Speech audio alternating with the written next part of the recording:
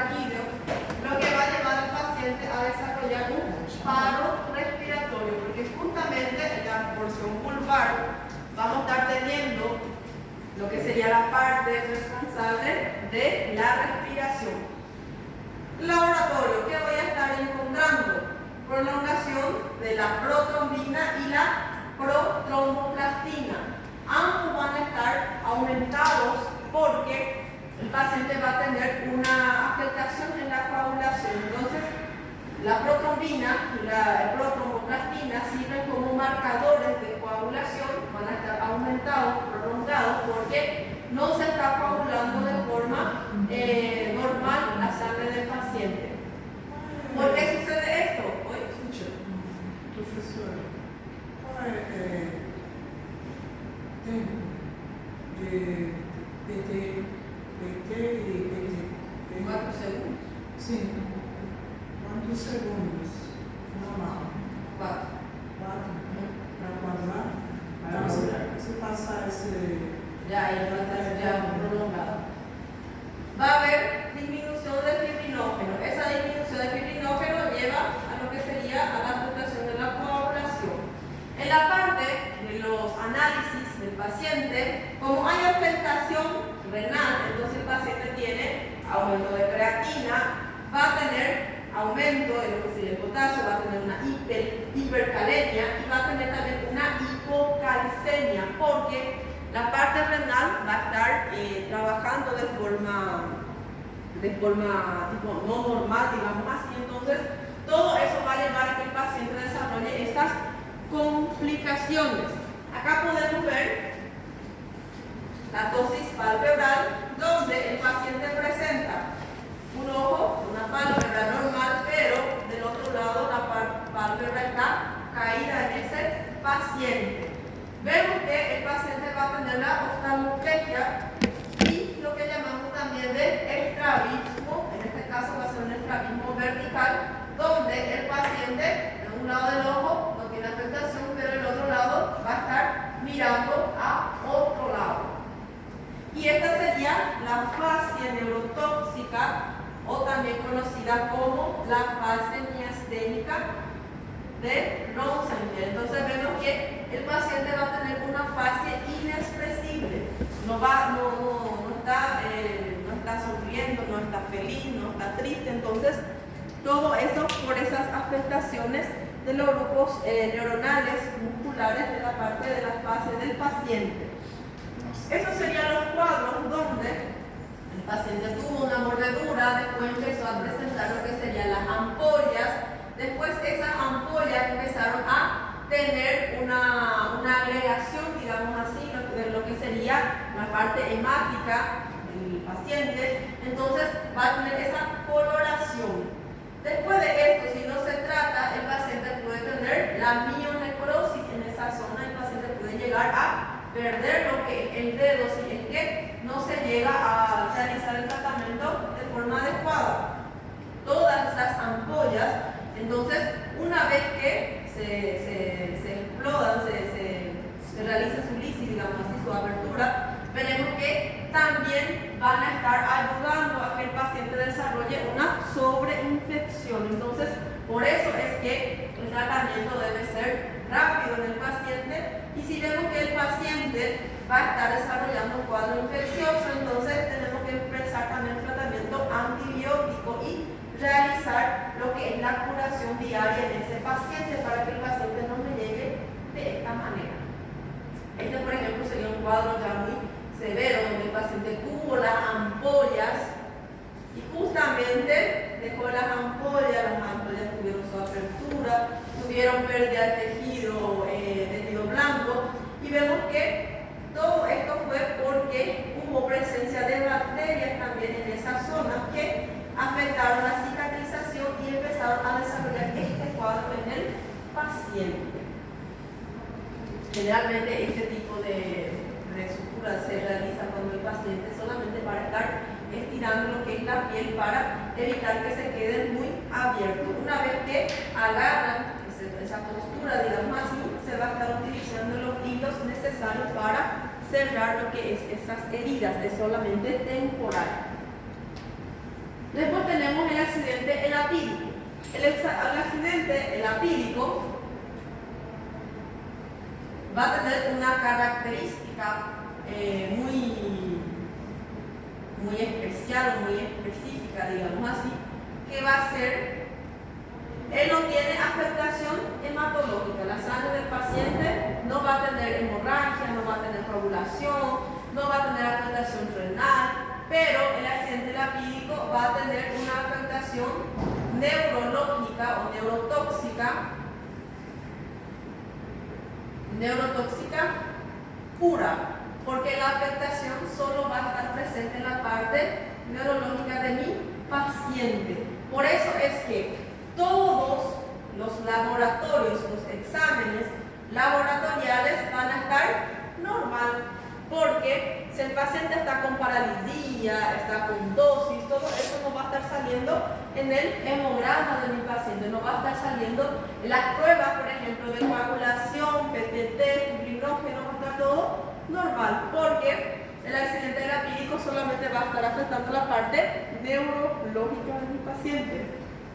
Vemos que entonces, a través de esa característica de la toxina de esta serpiente, de estos ofidios, entonces el efecto va a ser neurotóxico. Especialmente va a estar actuando en la región de la unión neuromuscular y en la parte del sistema nervioso periférico. Especialmente va a estar produciendo o inhibiendo la neurotransmisión y va a estar produciendo lo que se conoce como una parálisis descendente. Vemos que ese paciente, cuando empieza a desarrollar ese parálisis, entonces van a ser por segmentos.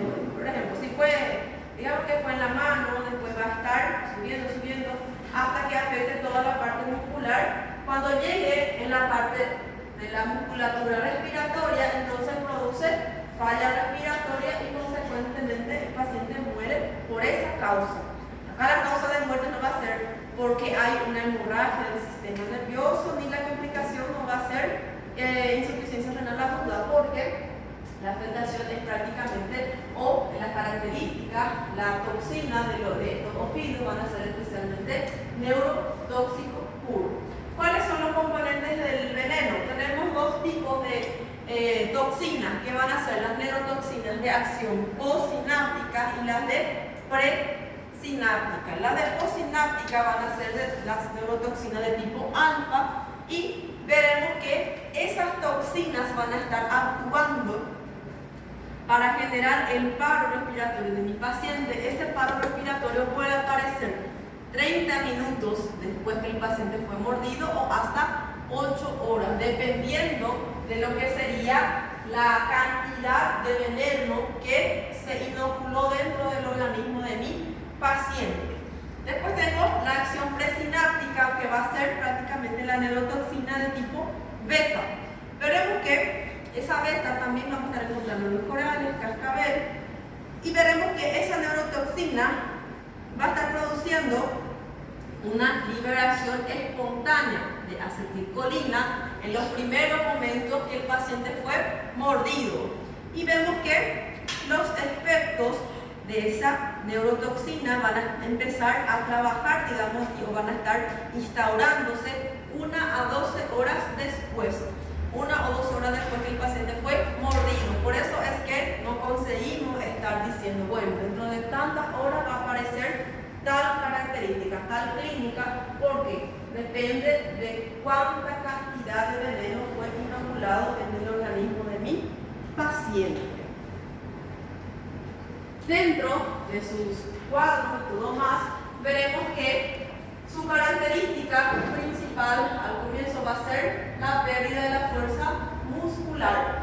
Esa pérdida de fuerza muscular que va a evolucionar hasta que produzca un paro respiratorio, y ese paro lleva a la muerte al paciente en aproximadamente 12 a 8 horas, aproximadamente. Por eso es que, por ejemplo, si dentro de todos los síntomas aparecen en menos de 1 hora, dependiendo de la cantidad de veneno, y tenemos que estar vigilando por aproximadamente 24 horas. No es que le voy a dar el suero y le mando en casa, lo ideal ideal es dejar a ese paciente en observación. Ahí después me dicen, es porque aquí no falla así, no sé qué. Es porque muchas veces en observación está todo lleno. Entonces, en vez de dejar al paciente tirado en el shower y demás cosas, nosotros le preguntamos al paciente si tiene algún tipo de pariente cercano para quedarse acá por la ciudad, porque si tiene algún tipo de clínica para estar volviendo nuevamente al hospital. Y muchas veces el paciente hace lo que le decimos, o algunas veces ya no quiere saber más nada, quiere irse a su casa, tiene miedo de volver al hospital y todo más, entonces se va otra vez a su casa y generalmente cuando eso sucede puede acontecer lo que serían las complicaciones en el paciente. El paciente puede estar complicándose después de esa mordedura. Cuadro clínico en la parte local, el paciente va a estar presentando dolor en la parte local, parestesia, que va a ser la disminución de la fuerza muscular, y adormecimiento. Esta es una palabra clave. Cuando ustedes tengan cuadros clínicos en las pruebas, en las entregas, cuando dice adormecimiento, no vas a marcar gotrópico, porque gotrópico es una alteración neurotóxica. Crotálico no habla mucho de adormecimiento, pero el apídico sí produce adormecimiento en lo que sería el organismo del paciente, mialgia, edema, eritema mínimo, enrojecimiento mínimo en el local de lo que sería la lesión, sangrado escaso y que no se presenta por mucho tiempo. Esa va a ser también las características. ¿Por qué dura poco ese sangrado? Porque no hay afectación en la coagulación del paciente. Entonces, el sangrado es prácticamente un sangrado que va a estar desapareciendo después de un tiempo corto. Las manifestaciones sistémicas, todo lo que el paciente presenta en el organismo van a ser cefalea, vómito, náuseas en las primeras horas. Después de 2 horas, todo esto va a empezar a aparecer también. Por ejemplo, la caída de la pálpebra del paciente, debilidad en la cintura escapular, en la cintura pélvica del paciente. El paciente tiene lo que serían las fasciculaciones, que son las contracciones musculares involuntarias.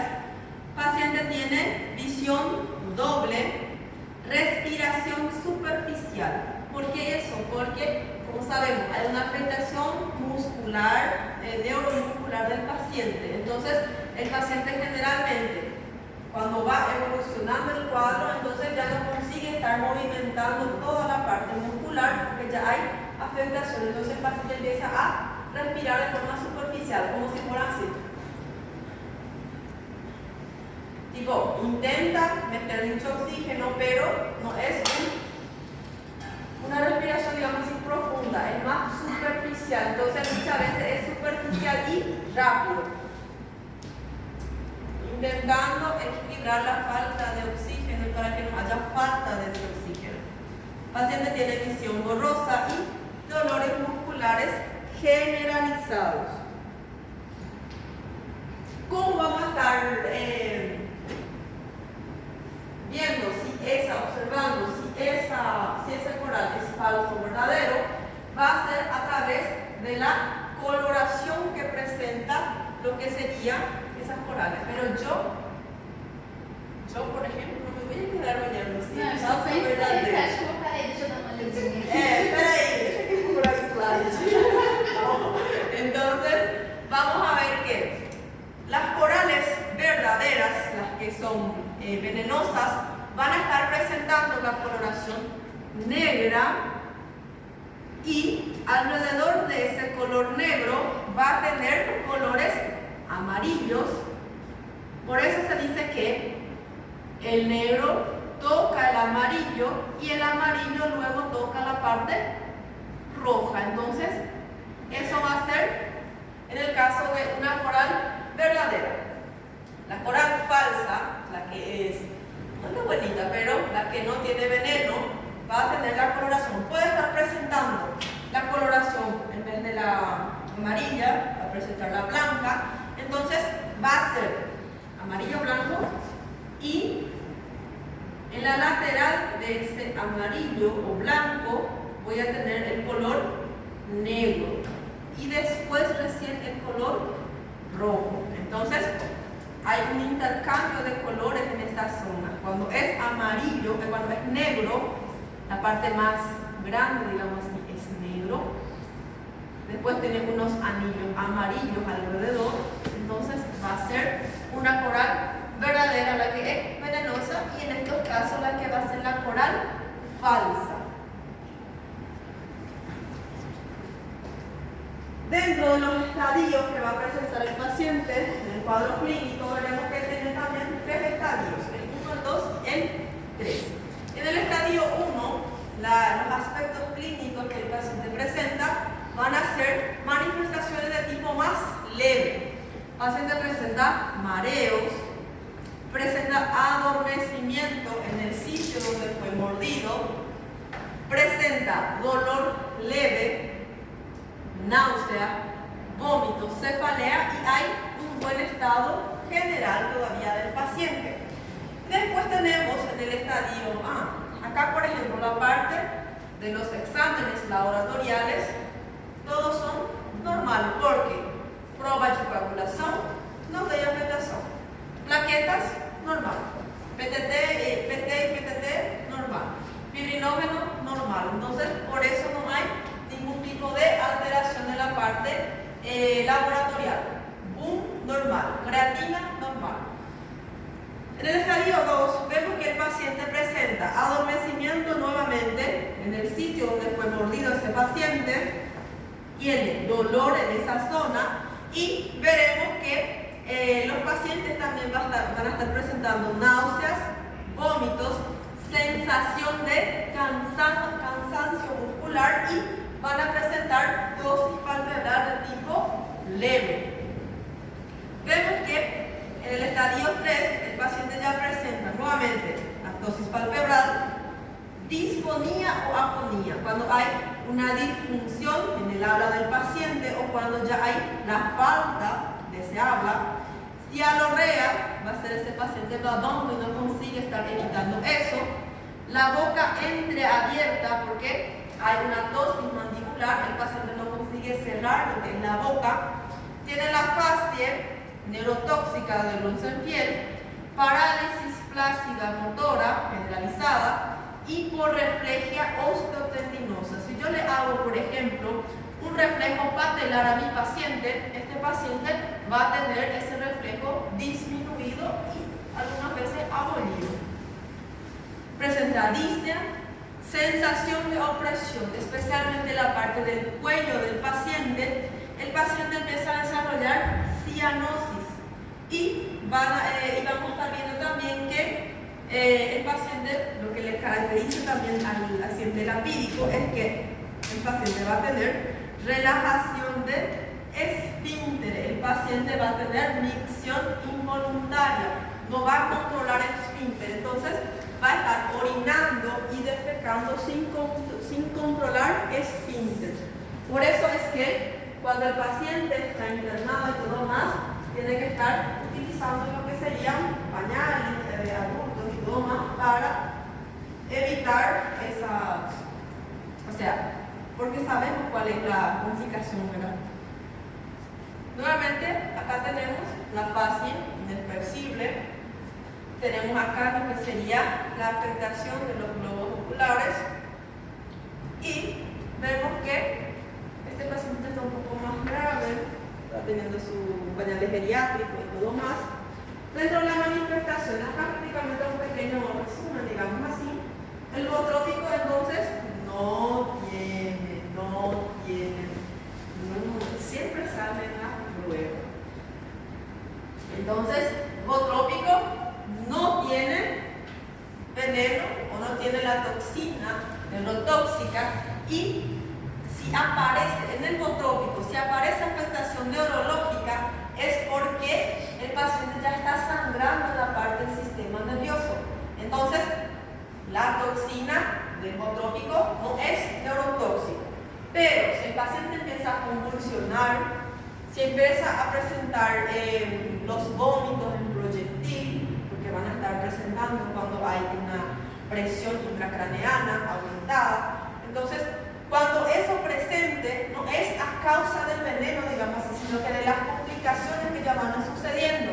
Como por ejemplo, el paciente, si tiene una hemorragia intracerebral, puede estar convulsionando o puede estar teniendo lo que sería esos vómitos en proyectil que van a ser por aumento de la presión intracraneal del paciente. Y vemos que las manifestaciones más frecuentes van a ser la hematuria macroscópica. ¿Qué quiere decir eso? Aquella coloración oscura de la orina. Entonces, esa coloración oscura de la orina va a ser, si yo consigo ver que hay la coloración oscura en orina, entonces es una hematuria macroscópica.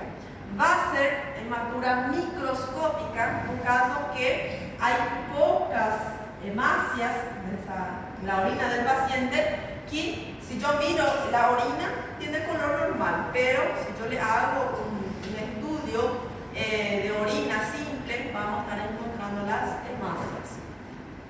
Y todo esto va a estar complicándose con lo que sería la insuficiencia renal aguda, o también llamada de injuria renal aguda. ¿Por qué sucede esa injuria renal aguda?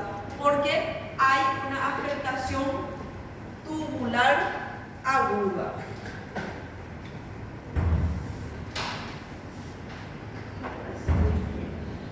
Bueno, en la parte, ¿en qué caso yo le voy a pedir al paciente tomografía en el paciente con accidente bostrópico?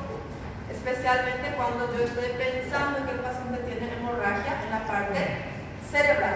Entonces, si yo le pregunto por ahí, si pregunto por ejemplo en el examen, uno de los métodos diagnósticos para el accidente apídico, bostrópico, lo que sea, es la tomografía.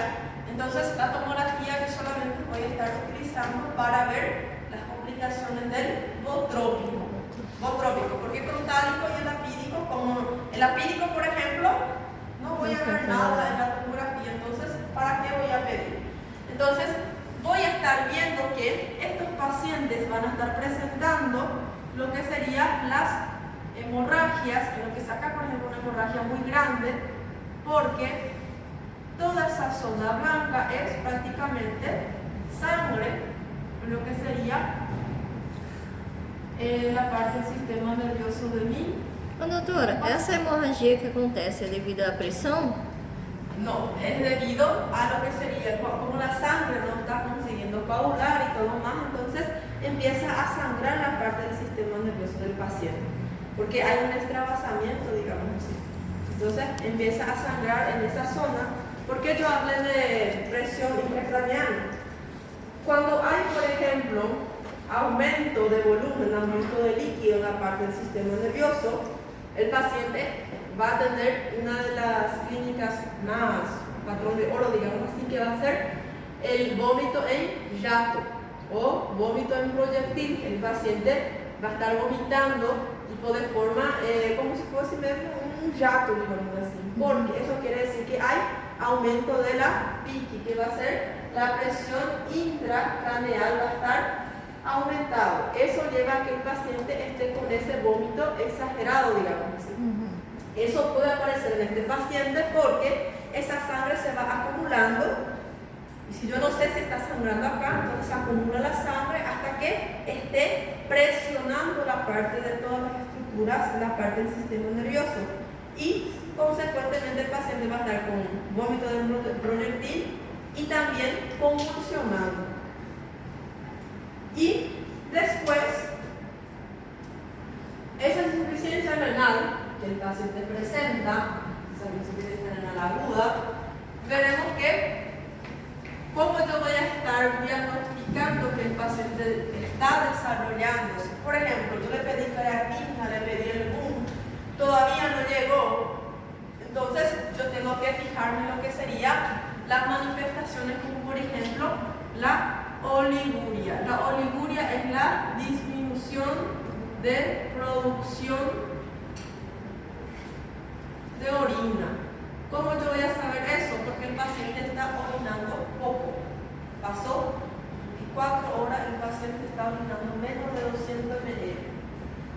que el paciente puede tener esa oliguria y puede tener también una oligoanuria. Comenzó produciendo poco, pero después ya está evolucionando a no. Cuando hablamos de anuria, es cuando ya no está orinando. Pasó tantas horas, no orinó. Entonces, el paciente primero tiene una disminución de la producción de orina, que si yo no trato, va a estar evolucionando a una oligoanuria. Disminuye la producción hasta que no hay más producción de orina. Vemos que, entonces, ¿cuáles son los estudios que me van a estar ayudando a ver si hay afectación renal? Van a ser urea y creatinina. Especialmente ellos me ayudan a estar viendo si están aumentados, por ejemplo, para estar viendo si hay algún tipo de afectación en la filtración glomerular.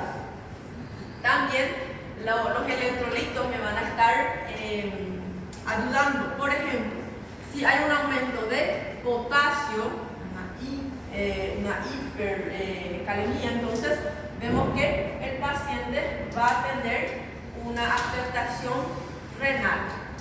Vemos que esa nefropatía tubular aguda puede ser revertible si se trata a tiempo y todo más, pero si el paciente ya empieza a desarrollar necrosis, pasó mucho tiempo, no se trató de esa nefropatía, empezó a necrosar, entonces en esos casos ya es irreversible, porque como sabemos, cuando se presenta necrosis, entonces quiere decir que ya murió ese tejido y ya no hay más vida, digamos así, en esa parte renal del paciente.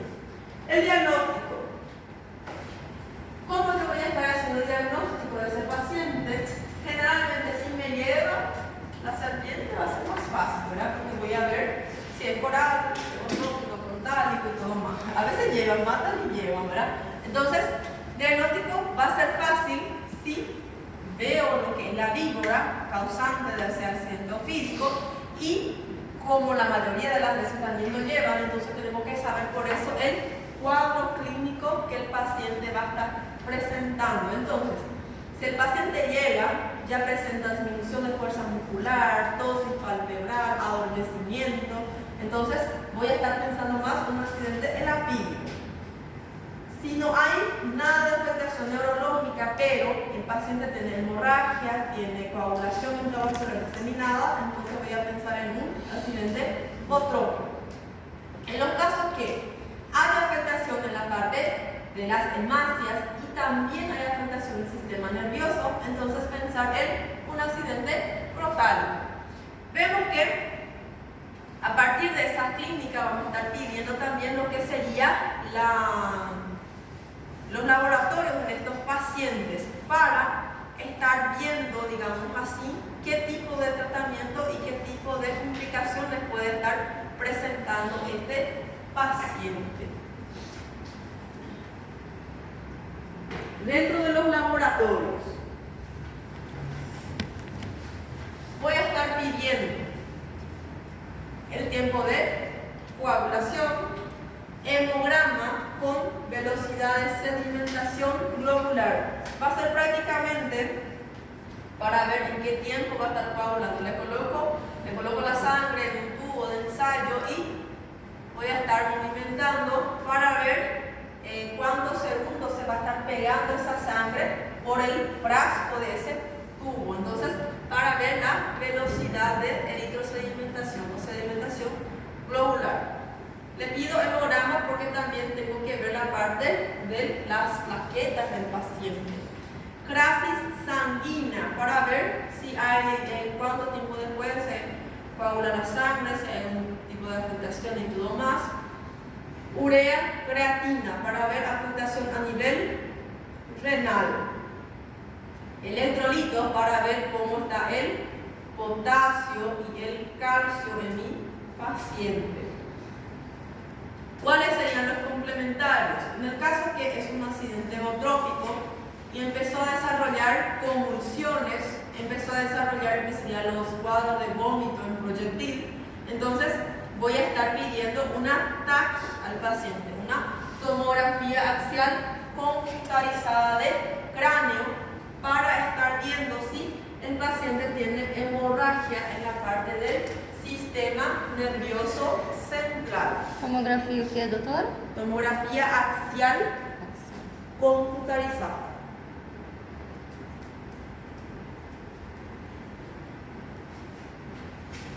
¿Cuál es el tratamiento? Bueno, llega el paciente, justamente mordedura de accidente, de cobra, de serpiente.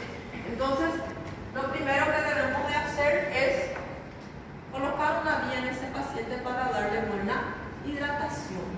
Porque el paciente puede, si tiene, por ejemplo, un accidente botrópico, flotálico, puede desarrollar una hipotensión, taquicardia, shock hipovolémico por falta de lo que sería la sangre. Entonces, tenemos que colocar una vía periférica para una buena hidratación a mi paciente. Y tenemos que estar también utilizando o colocando al paciente lo que sería el suero antiofídico botrópico y o crotálico. ¿Por qué iocrotálico? Porque en algunas unidades estos sueros ya vienen tipo en una ampolla, ya vienen mezclados los dos juntos para estar cubriendo ambos. Vemos que utilizamos 120 hasta 150 miligramos de toxina botrópica y de 60 a 90 miligramos de toxina crotálica. Después vamos a estar evaluando ese paciente por 8 horas para ver si necesita nuevamente estar repitiendo esa dosaje. No, como les dije, no es que yo le paso el suero rápido al paciente y le mando en casa, tiene que quedarse por 8 horas para ver si está mejorando, pero lo ideal es que se quede en observación por 24 horas. Si en esas 8 horas aparecen los cuadros clínicos, empiezan a aparecer nuevamente, entonces le debo de estar administrando nuevamente lo que serían estas toxinas. En los casos que el paciente ya desarrolle una insuficiencia renal aguda, afectación renal, entonces voy a estar realizando lo que es la hemodiálisis.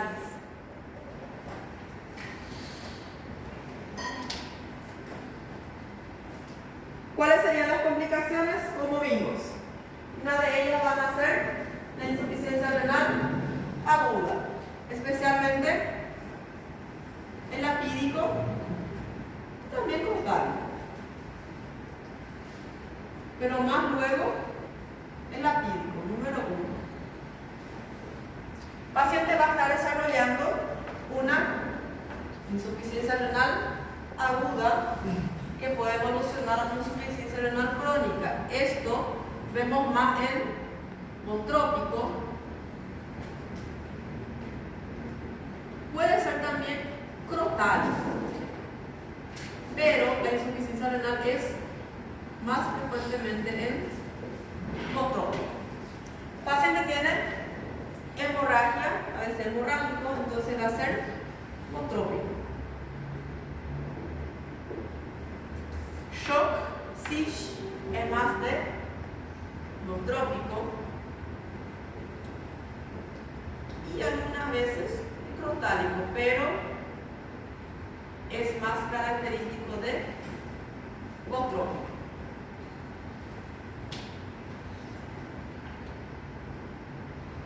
¿Cómo yo voy a estar manejando el paciente en el lugar de lo que sería el accidente? Vamos a estar realizando, primeramente, identificar la serpiente agresora. Bueno, si yo soy el acompañante, yo no voy a servir para identificar la serpiente porque no voy a buscar. Entonces, primeramente, identificar la serpiente agresora. Después, el paciente no debe de moverse, no debe de aplicar ligadura. Por ejemplo, en los filmes, antigamente, parecía que cuando le mordía al paciente ya colocaban como si fuera un torniquete, una ligadura para evitar que ese veneno se esparza. Eso no se hace más porque por culpa de eso a veces tenemos que amputar lo que es el miembro del paciente porque no estaba pasando más sangre. Entonces muere el tejido, muere el miembro, se tuvo que amputar. no emplear gluconato cálcico del paciente, no administrar heparina. ¿Por qué? Porque la heparina va a hacer con que la sangre se quede más, no se coagule, se quede más líquida todavía. Entonces el paciente va a estar sangrando por todos los orificios. Observar el paciente por mínimo 4 horas hasta llegar al hospital, si es que se queda muy lejos la parte del hospital. Después, las medidas generales de tratamiento van a ser, primeramente, llevar al paciente a urgencias, servicio de urgencias, muy rápido. Vamos a estar realizando lo que sería la limpieza y la desinfección de lo que sería esa mordedura. Y también vamos a estar realizando algunas medidas físicas, como por ejemplo estar controlando la reacción inflamatoria, y vamos a estar valorando lo que es, vamos a estar mirando el cuadro clínico del paciente para ver si es un accidente botrópico o si es un accidente frontal en el caso. ¿Qué yo sí puedo hacer con ese paciente? Asegurar la escena. ¿Qué sería asegurar la escena? Para evitar otro accidente ofídico. Entonces, por eso yo tengo que asegurarme de que no haya otra serpiente para estar mordiendo a mi paciente. Calmar al paciente. Colocar el paciente en una posición cómoda, evitar que ese paciente se ejercite, camine, evitar que esfuerce ese miembro afectado. Lavar la zona con abundante agua y jabón, especialmente los jabones antibacteriales. Si el paciente, por ejemplo, tuvo esa mordedura cerca de los miembros que tengan anillos, pulseras, reloj, todo eso se tiene que estar retirando. Imagina solo, el paciente comienza a hinchar y va a estar más difícil ainda para estar sacando lo que serían esos anillos, por ejemplo.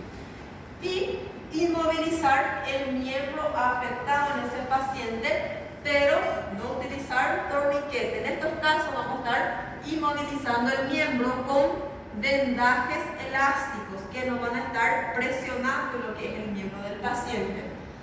Evaluar al paciente para estar detectando los síntomas de envenenamiento. Estar observando el dolor, edema, sangrado, si el paciente tiene o no afectación del estado mental, si tiene o no dificultad respiratoria, porque todo eso pueden ser las complicaciones del paciente. Y vemos que tenemos que estar, como les dije, hidratando al paciente por vía endovenosa, administrar el suero antiofídico y transporte inmediato a lo que sería el servicio del hospital.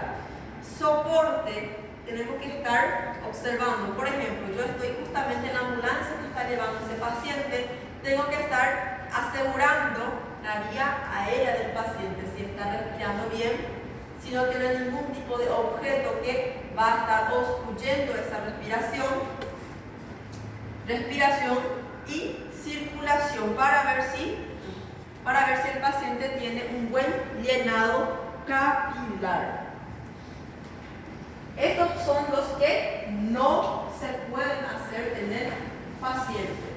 Que yo no puedo hacer, involucrar en otro accidente. Querendo ajudar, yo piso de novo una cobra vem y me muerde a mí. Entonces va a ser ya 2 pacientes.